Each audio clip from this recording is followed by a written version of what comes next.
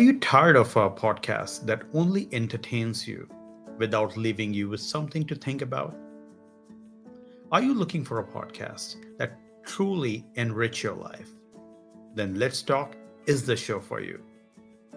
Our motto is to make people think after every episode, and we take that mission seriously. Each episode is carefully crafted to provide an insight and ideas to help you live a more fulfilling life. From practical tips for improving your mental and physical health to thought provoking ideas and discussions on personal growth and development, Let's Talk has something for everyone. Our guests come from a variety of backgrounds and bring wealth of knowledge and experience to the table. We believe that everyone has something to teach, and we are committed to bringing you the best insights, ideas from the wide range of perspective. So if you're ready to start thinking more deeply about your life, how you can make it better, then Let's Talk is the podcast for you. Subscribe today and start enriching your life one thought-provoking episode at a time. Welcome to Let's Talk Podcast.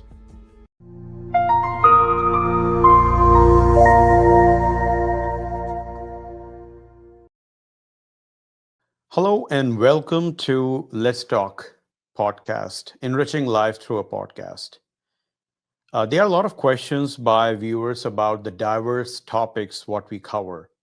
And there's a reason behind it because you cannot enrich lives through only one aspect taken into the consideration. We have to see multifaceted environment, portfolio, I would say aspects, and so many other things. And that's the reason the philosophy of Let's Talk podcast is to touch upon different aspects of life, bringing people with their perspective. And again, don't forget which makes you think. So that being said, let's get started. And as always, let me start with a story, I would say, a real life incident. In 2017, two major cybersecurity incidents happens or occurred almost simultaneously in the United States and in India, highlighting the stark contrast in the type of attacks each country faces. In the US, WannaCry ransomware attack infected hundreds and thousands of computers. And I was there and I dealt that. So I really felt the amount of chaos happen around that time. And it also impacted more than 150 countries, including many hospitals and other critical infrastructure. The attack was attributed to North Korean hackers and caused widespread disruption and financial losses. It's exploited a vulnerability in Microsoft Windows that has already been identified and patched by the company several months earlier, highlighting the importance of timely software updates and patches. In India, around the same time, a massive data breach at Aadhaar database exposed the personal information for over 1 billion Indian citizens. Aadhaar is a biometric identification system in India that is used everything from government benefits to opening the bank accounts. The breach was attributed to a security vulnerability in a third-party app that allowed unauthorized access to Aadhaar data, highlighting the importance of third-party security risk management. These incidents demonstrate the contrast in the type of cybersecurity attacks each country faces. Issues may be different, devices or the environment is different, but the impact is, I would say, similar. The way how the reputation, the financial losses, the ordeal faced by citizens, the organizations, the government, is really makes us think about how do we make our infrastructure, our life more secure. While the US may be more vulnerable to a large scale nation state attacks, India may be more vulnerable to attack that exploit vulnerabilities in developing digital infrastructure and ecosystem. Well, these are again some conjectures. We aren't sure if that exactly happens in different countries. So if you're wondering why I'm talking about US and India in that perspective. Because today's guest, Aseem Rastogi, he has worked in cybersecurity space for more than 23 years and have, I think, a stint in the United States as well.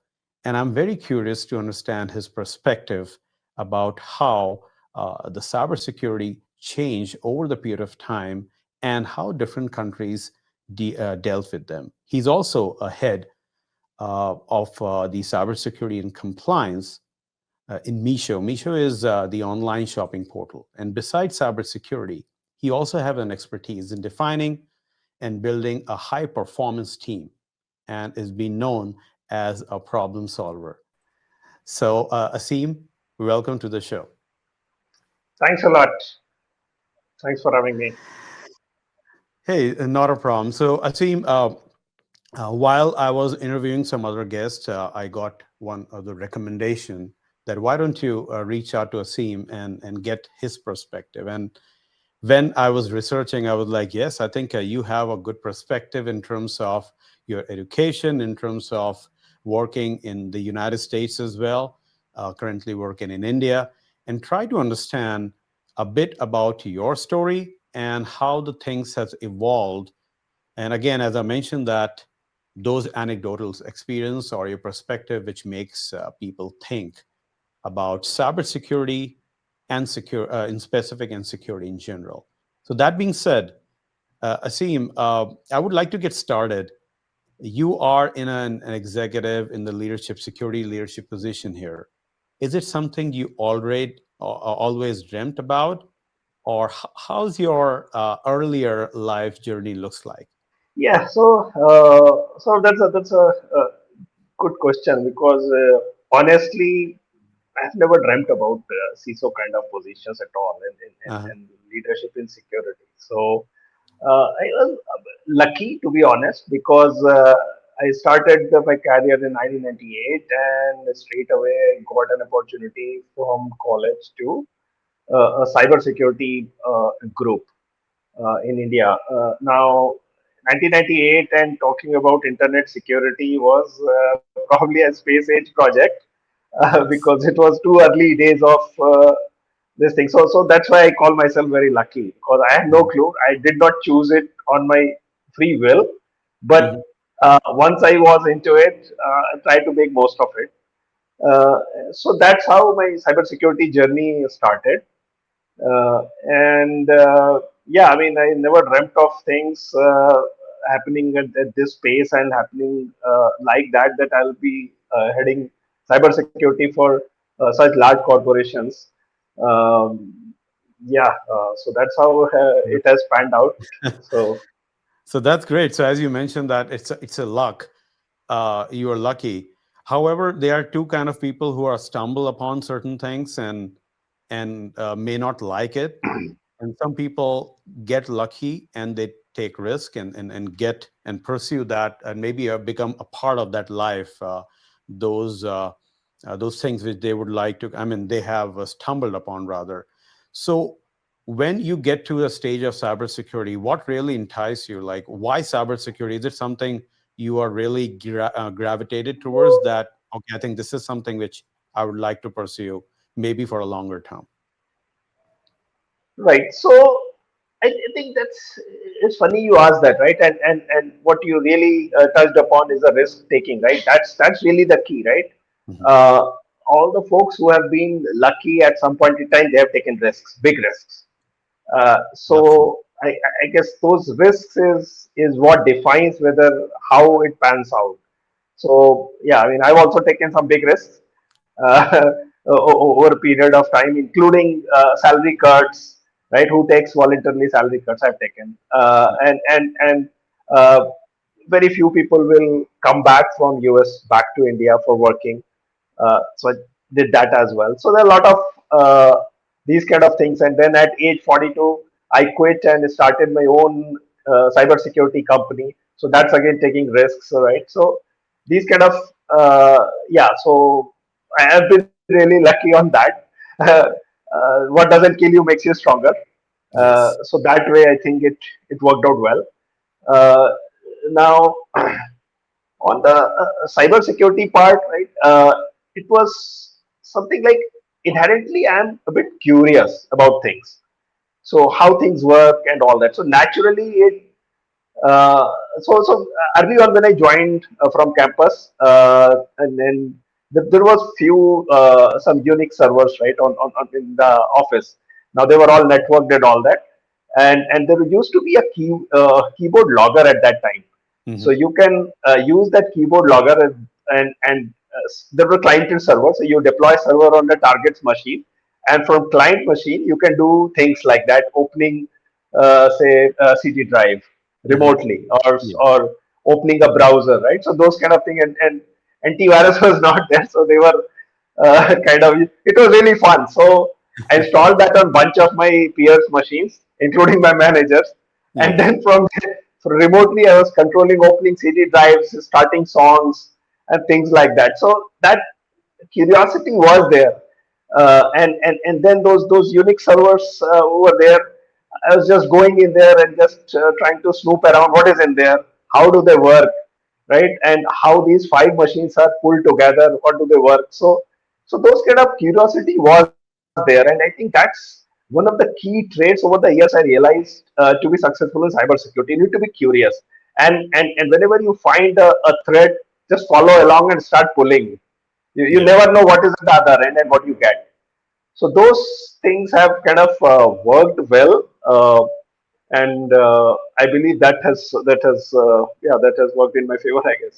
That's great. And with that remote CD drive, it recalls when I was studying, and I get to know the flavor of how the LAN works. I was fascinated about the fact that there are two people who can play some video games, I mean, sitting apart, maybe in a different room, and they can track what they're doing. So I can relate those days when these things were very fascinating rather.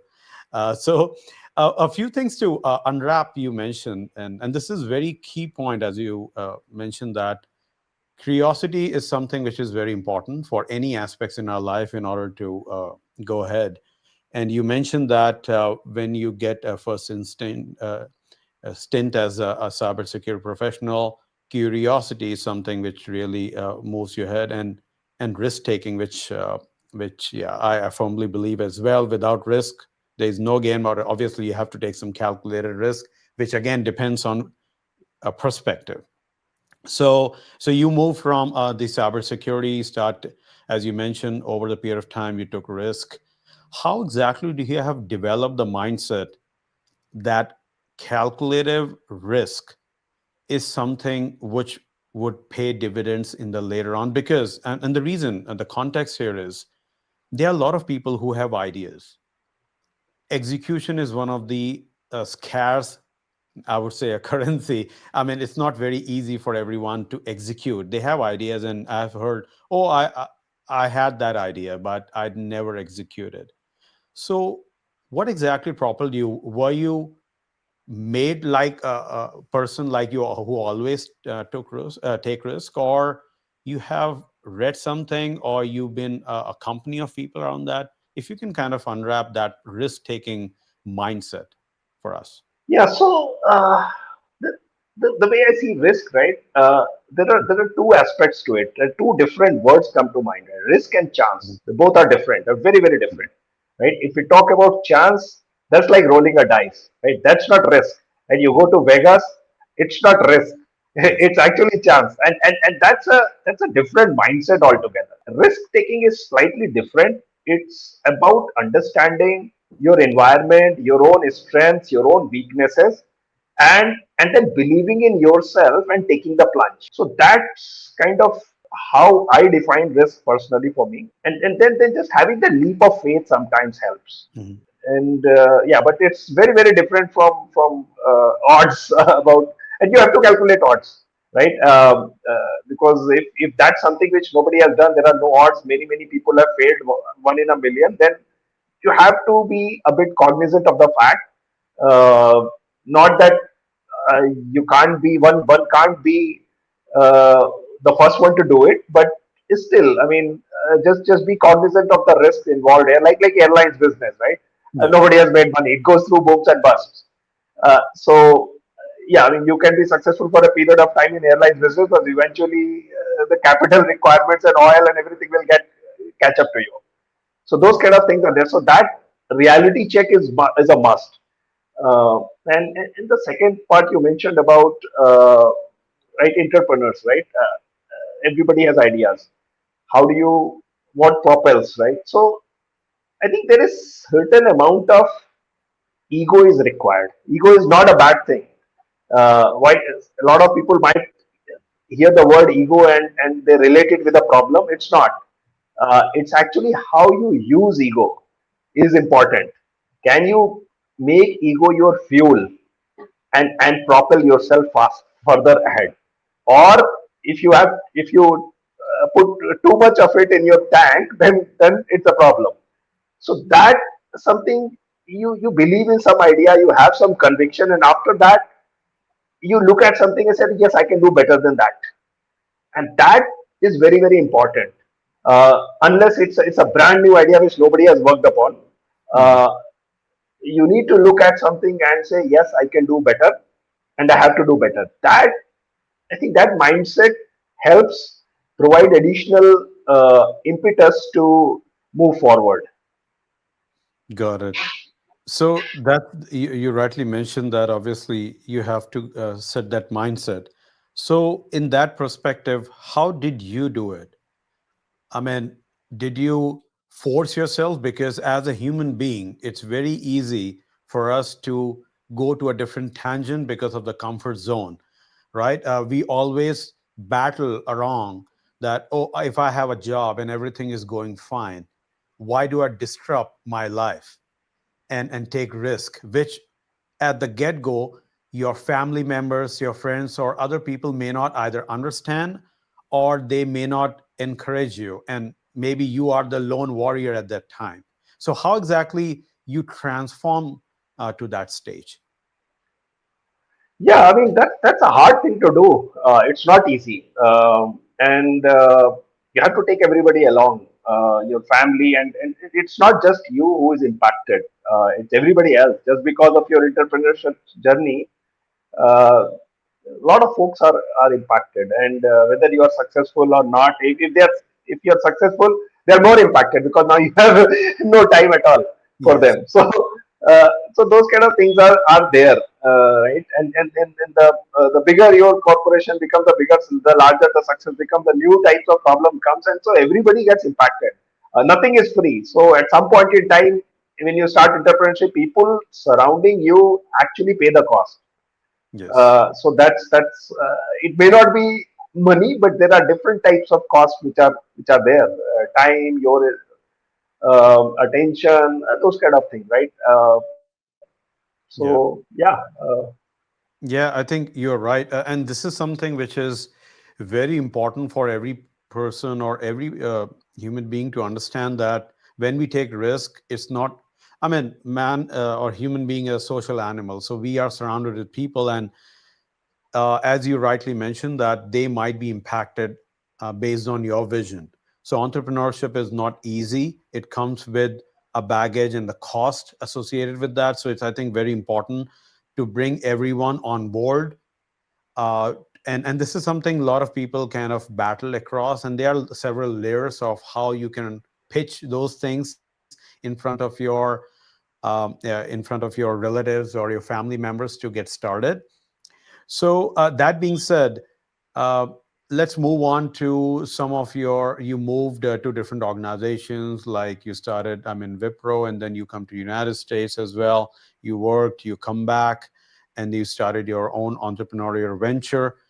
How was your experience in the United States, and what do you think about, as I started, that there are different problems. However, the impact is around the same when we have these cybersecurity breaches. So, what's your recollection or perspective when you see two countries grappling with the cybersecurity issues worldwide? right. So cyber security actually is a function of security culture. You can have all the tools and best security teams and everything else right in between. But what the difference is, actually the deciding factor is going to be the security culture. It's funny you ask about the difference between US and India. So there is in terms of privacy, it's very different words altogether, right? It's physically halfway across, and in terms of cyber security itself and from privacy standpoint, it's halfway across, right? So that's how I have experienced. Say, to give you an example, right? If you take a train ride in India, right, on a normal two-tire coach, now the once you come out of it, it's very likely that you will know a lot of things about your co-passengers, about their professions, their relatives, and a lot of things you will come to know, right? Because that's inherently the privacy of information is not inherent. It's a learned trait. It's an acquired trait. Now I have it, but it's most likely it's acquired trait. There Yes. are some security professionals who move around with their phones in an aluminum foil, so they can't be tracked and things like that. So, Okay. so there are different versions and maturity levels of actions over there. And similarly, if we just compare and contrast the privacy aspects in United States, it's a lot of regulations are there. There is a lot of awareness is there in terms of society and everything else, right? So it's a very different approach, and that's why there are legal protections around things, right, around data. Uh, in India, we are still trying to figure out the privacy law for long time now. So that's kind of the difference between these two cultures, and that drives the cybersecurity outcomes. Because I mean, as Peter Drucker said, right, culture eats strategy for breakfast. Yes. So so that's there you go. That's great. You mentioned Peter Drucker. I think I'm a big fan of his lot of philosophies and read few books as well. So, and that also recalled me when I was in India when we used to travel as a child. If you recall, in India, in all these coaches, you have the birth, the seat number, the people, the age. I mean, there goes the whole privacy. You can see the name, you can see the age, Yeah. and I don't know if that is still there over there. Is it still like that? Not anymore. It's all digital now. So Perfect. yeah, so Okay. it's all of the this thing, right? And they will identify you by say last four digit of your mobile number or things like that. So Wow, or the names. So I love that fact because I'm seeing that. I mean, the way how India has transformed over the period of time is really astonishing to see that it's so fast, and that's what I was thinking about that the name thing now because at the hindsight we can look into all those things. Back in the day, we never realized about the privacy is one of the things. So coming to the privacy, security, and all, you started with, I think, the technology, you get into a leadership role. One of the things a lot of people ask, and something I try to ponder myself, what is the best way to answer? And I always ask people like you who are in cybersecurity leadership, there are different branches, right? You can be a core technical and management and then leadership, right? It's not like leaders and managers are exactly the same. So how you have developed and how you can, I would say, highlight those points for the viewers who would like to develop some technical leadership. Like, what are the key ingredients which are required when you are too much technical, but you have to become a leader like you are as a CISO or maybe CIOs who have now not only the technical part, having a bit of a industry and business perspective as well. So, if you would like to kind of provide some perspective around that. right. So as I see it, right, the way I define is leadership is not a course which anybody can take, right? It's a kind of responsibility which is composed of multiple competencies and behaviors and experiences. So it's a amalgamation of multiple things. Technical is one thing, having empathy in cybersecurity. Empathy is really required. Actually, I always tell anybody I meet, cybersecurity is business of empathy, right? Because we go and disrupt everybody else's work. Hey, developers, you can't do this, right? We are stopping them from their work. So we better have empathy with them because we are disrupting. So we need to make sure that we understand them, they understand us, and that's where this lot of leadership comes into play, right? Technical is definitely the foundation, but as you rightly mentioned, right, business alignment is required, risk alignment. There is no end to cybersecurity, but how far do you go? That how do you figure out that you have reached enough, right? So those things, if you want to see, we need to understand the business perspective. We need to understand how much risk is acceptable, and then tailor the program accordingly. Not everything requires all the solutions, right? One solution doesn't fit all. Similarly, like automation, those kind of engineering mindset. That's a very important trait, because a lot of problems, if you can solve and with the engineering mindset, that's Mhm. just phenomenal, insane, unfair advantage actually, if you ask me. So those kind of uh, things are really required at that kind of leadership positions.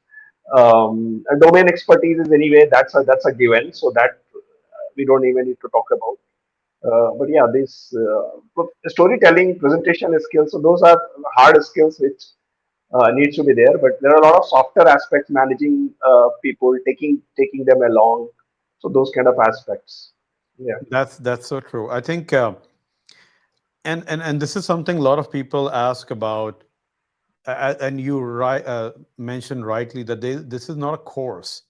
It's a way of life as well, and and most of the time people forget that most of the people are already exercising empathy, exercising leadership in some form in their daily life.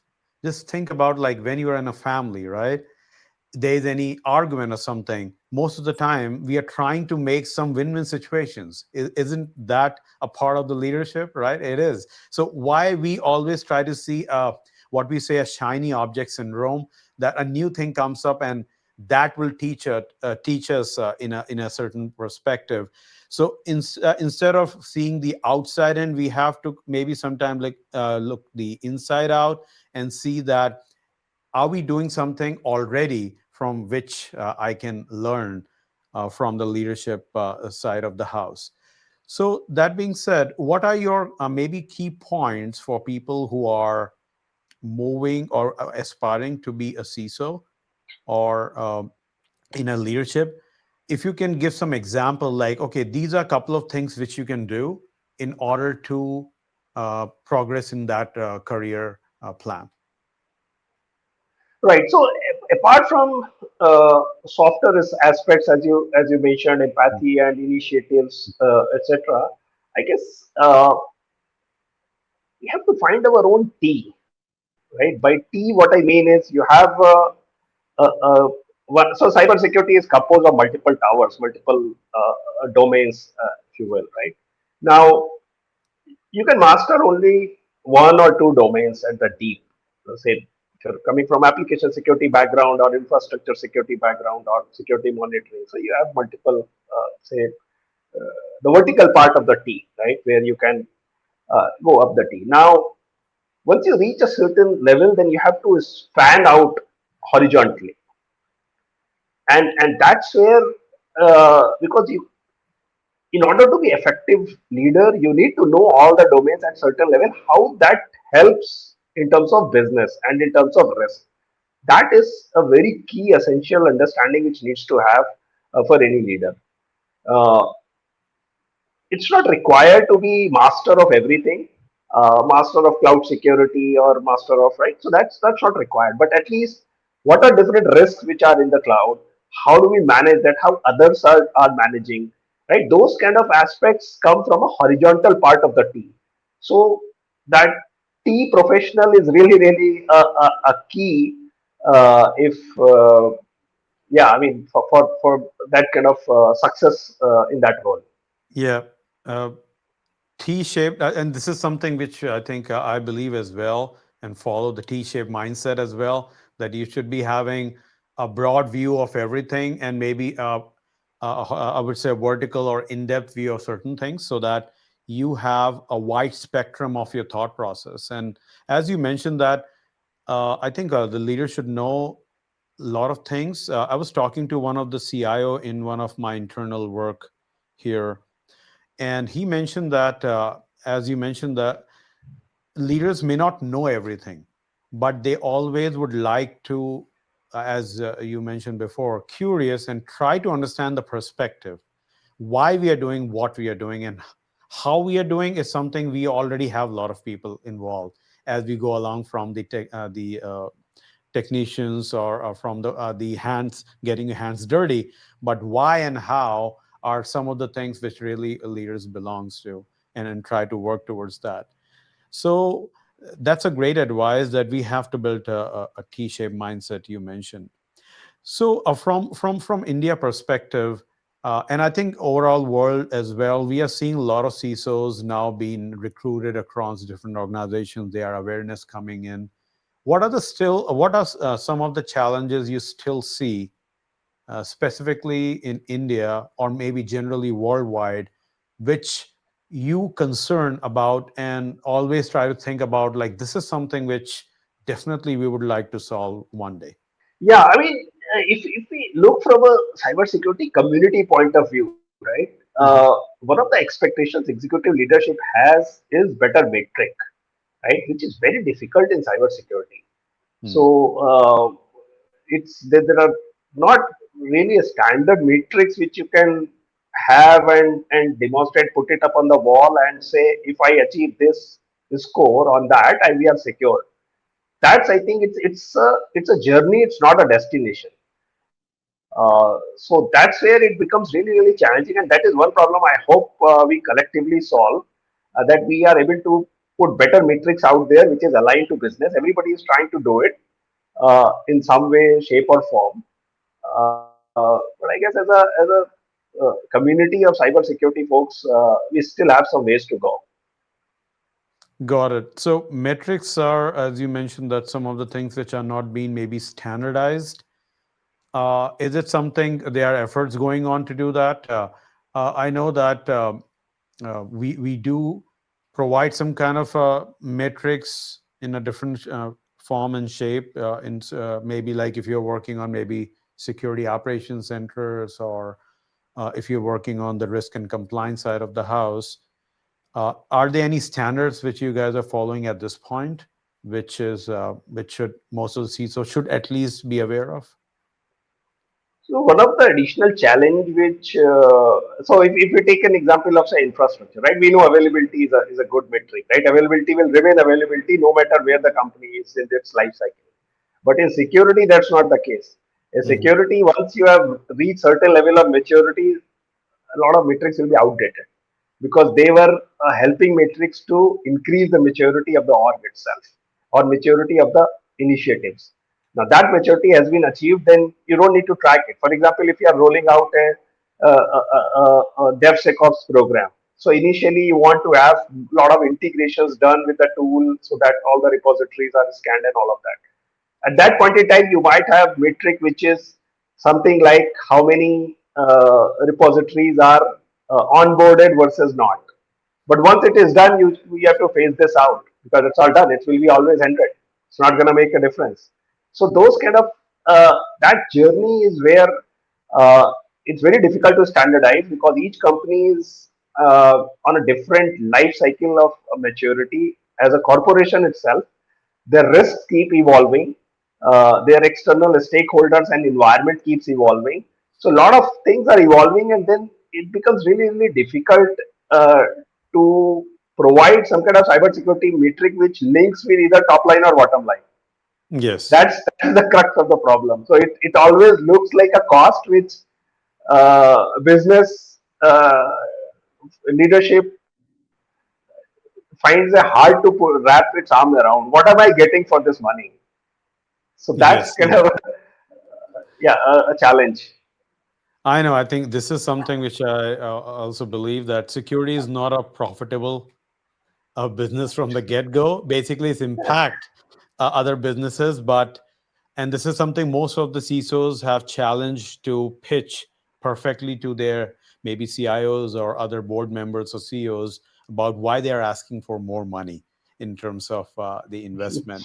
So totally get that, and I'm very much inclined towards getting more technical discussion, but I just want to make sure that the viewers may not know each and everything what we are talking about, maybe DevSecOps or repositories and all those. So I'll maybe table that and move ahead from that perspective. So I would like to come back to one of the things which we haven't touched upon. Again, stressing more towards the journey and mindset. You work on your entrepreneurial stint. I think your company's name was Cloud. I just forgot what was the name of your startup. Cloud Optics. Cloud Optics. So what happened? I mean, right now is it still in a running state or is no longer in operational? How is it at this point? It is operational. Hmm. Uh, yeah, Okay, it is, it and is yeah, of course, yeah, it is operational. We are upgrading the product as well. So perfect. yeah, it's Okay, alive and so kicking. live and kicking. That's great to hear. And for the people who are trying to make, I mean, work on startups, what lesson you have learned which you should be say that okay, this is something a mistake which I did, and I would try to highlight that while you're working on these startups or working on your entrepreneurial journey, these are things you should be really pay attention to. Yeah, I mean, I've made a lot of mistakes, more than my fair share of mistakes, I would say. Yes. And this is Cloud Optics is probably my fifth venture, fifth or sixth. I mean, I did so Oh wow. many Okay. before this, and I failed all of them. So there have been key difference between Cloud Optics and others. Uh, the difference is earlier I had energy and I said, let me solve some problem, right? So it was a solution in search of a problem. That's a wrong way to go after it.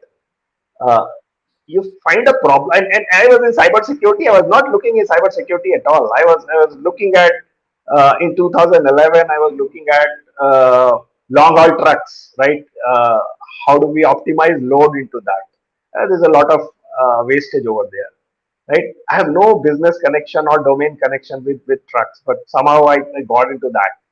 There was other things which we were talking about, wholesale purchase marketplace for building materials, right? Again, I had no connections, but it's just that I had energy and I said, okay, let me solve this problem. It just looks like a problem. Let's go for it, right? So that's probably not the right way to go after it.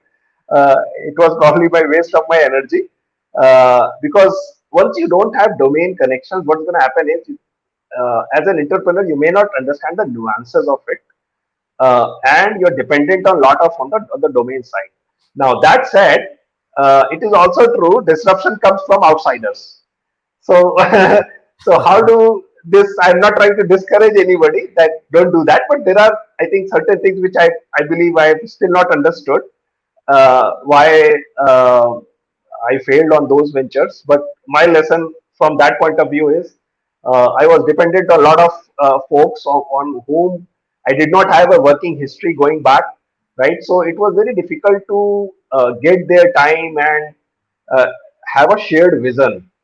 So that's something I guess was there. And once I was in Cloud Optics, that's when it was like kind of I'm in home, right? Cyber security, understand cloud, and this is a problem which I see customers struggling with day in day out. And most importantly, once you have the domain connection, you can get certain beta customers, right? And that's very important on that front. Yeah. That's great. I think one of the highlight which you mentioned in and let me just summarize this a bit is most of the time we have a solution and we search for the problem, and this is a very I would say a profound statement you mentioned, because I think in different walks of life we get into that situation, whether we it's a startup or doing something new in our life. So we have to really sure that we do a lot of groundwork to ensure that we get the actual nerve hitting the nerve of the problem and then try to create a solution around it. So that's a great point, Aseem, on that part. uh, so let's get to the end part of our conversation here.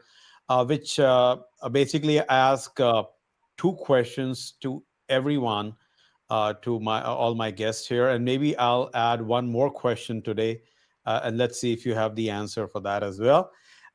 So maybe a kind of a rapid fire.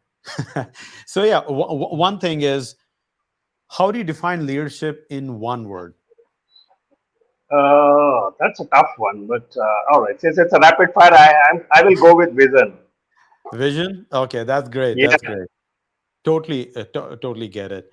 The next question is, what one advice you got from your mentor, which really had a profound impact in your life, and you would like to kind of relate this to other mentees and the people who are viewing this podcast today?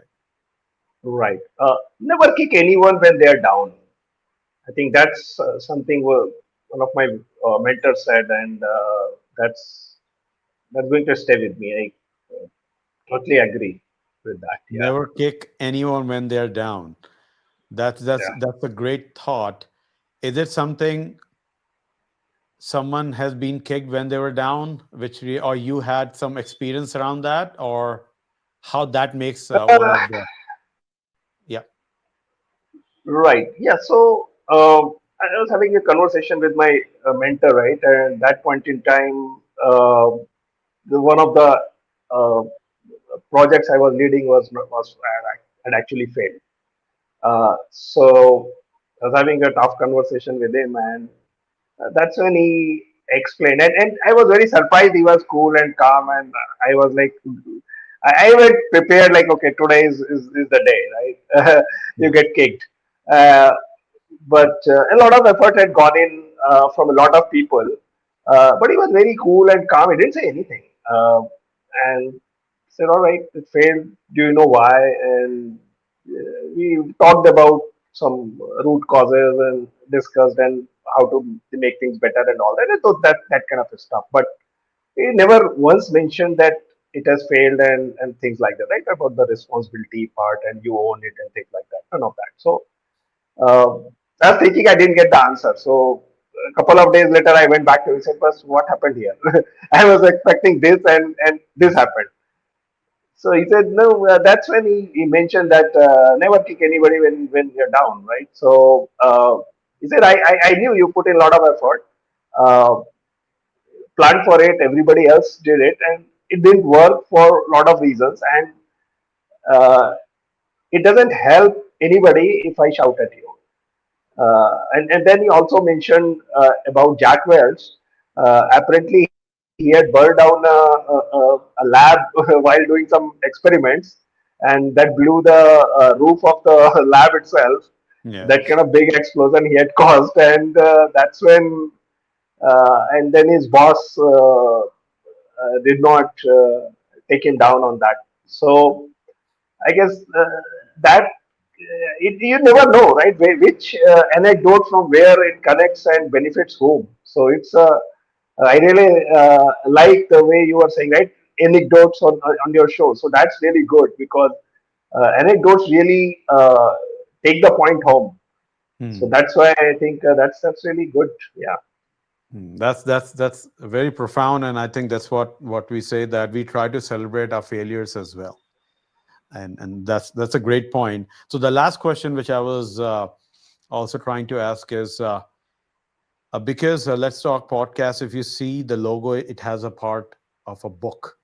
So I would like to know that which is your any favorite book which really made an impact in your life, or any recommendation which you would like people to review or read. Oh well. I will make a candid admission. I'm not a book person. I read very few books, Okay. but I'm very big on podcasts. Okay. So I book the reason is I'm a bit impatient as well sometimes. So books is what I found was 400 pages book and you find 25 pages of wisdom.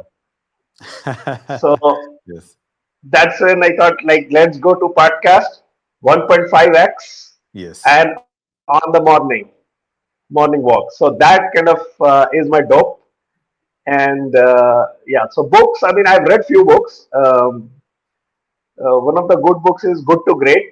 Yes. That's a good book. Mhm. But I've read. I mean, I read online a lot, articles, etc. But not so much on books. So just take that with a pinch of salt. Good to great.